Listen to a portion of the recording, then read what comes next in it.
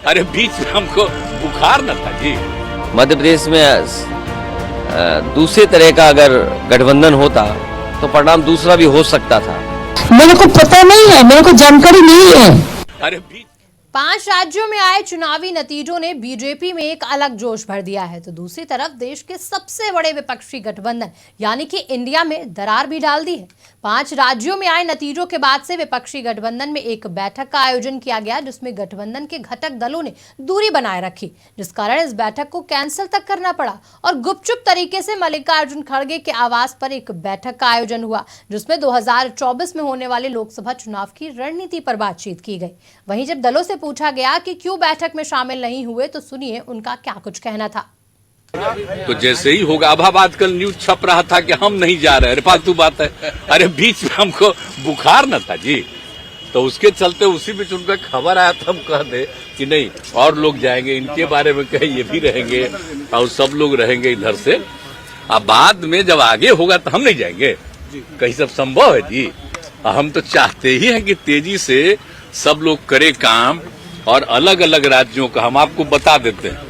अब एक ही चीज हम आप लोगों को बोल देते हैं कि अगला मीटिंग होगा तो उसमें हम फिर बता देंगे कि बहुत तेजी से आपस में बातचीत करके आगे का तय कर लीजिए, देर मत करिए, अब देर न रहे जी। तो जैसे ही हो, मेरे को पता नहीं है, मेरे को जानकारी नहीं है, इसी के लिए मैंने बाहर में प्रोग्राम रख दिया नॉर्थ बंगाल टूर में। उधर में हमारा 6-7 दिन का प्रोग्राम है, तो मेरे को जानकारी होता तो हम थोड़ा ही प्रोग्राम रखता, हम जरूर जाते, लेकिन हमारे पास कोई जानकारी नहीं है, इसी के लिए हम नॉर्थ बंगाल टूर।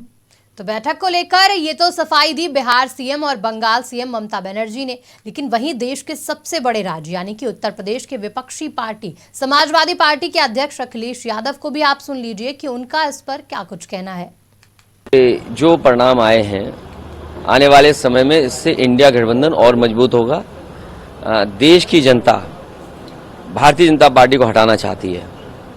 अगर यही मानक हम मान लें कि लोग परिवर्तन चाहते थे, जिन प्रदेशों में सरकार बदली है, और मध्य प्रदेश के अलावा मध्य प्रदेश की परिस्थितियां दूसरी रही हैं। मध्य प्रदेश में दूसरे तरह का अगर गठबंधन होता तो परिणाम दूसरा भी हो सकता था। तो अखिलेश यादव ने गठबंधन को लेकर तो अपनी इच्छा जाहिर कर दी, लेकिन इसी के साथ उन्होंने बीजेपी पर निशाना भी साधा। आप सुनिए क्या कुछ कहा उन्होंने। आप दूसरा ही सवाल ये पूछते हैं कि इंडिया का क्या होगा। हम लोग निराश नहीं हैं, और राजनीति में, लोकतंत्र में इस तरह के परिणाम आते हैं। मान लीजिए जिस पार्टी, इसका मतलब ये नहीं है कि सबका साथ, सबका विकास और सबका सम्मान हो रहा हो। अभी भी बहुत सारे ऐसे लोग हैं जो निराश हैं। हमें और जिन लोगों को भारतीय जनता पार्टी जैसी बड़ी पार्टी का मुकाबला करना है, उन्हें बहुत तैयारी करनी पड़ेगी, बहुत अनुशासन में रह करके उन चीजों का मुकाबला करना पड़ेगा। आप दूसरा ही सवाल ये पूछते हैं कि इंडिया का क्या होगा।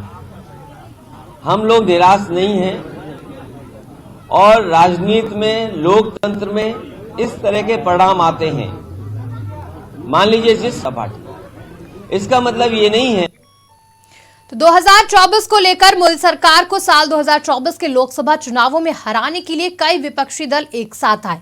हालांकि कांग्रेस ने हाल के विधानसभा चुनाव में इंडिया गठबंधन की जगह खुद बीजेपी को चुनौती देने का फैसला किया था। उसका कहना था कि लोकसभा और विधानसभा के चुनाव अलग अलग है। चुनावों में कांग्रेस की हार के बाद लालू प्रसाद यादव की पार्टी आरजेडी ने इस इंडिया गठबंधन नहीं बल्कि कांग्रेस की हार बताया है।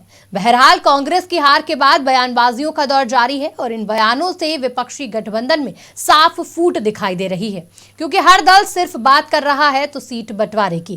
कांग्रेस की हार के बाद गठबंधन के दलों की मांग सिर्फ सीट बंटवारे के फॉर्मूले पर जोर दे रही है। वही माना जा रहा है कि जल्द ही यानी कि दिसंबर में ही गठबंधन की बैठक हो सकती है। अब देखना होगा कि बैठक कब होती है और इस बैठक में क्या फैसला लिया जाता है, या फिर पिछली बैठक की तरह ये बैठक भी कैंसिल हो जाएगी। तब तक कयासों का दौर लगातार जारी है। फिलहाल मुझे यानी कि रागिनी सिंह को दीजिए इजाजत, और राजनीतिक खबरों के लिए देखते रहिए आज की खबर।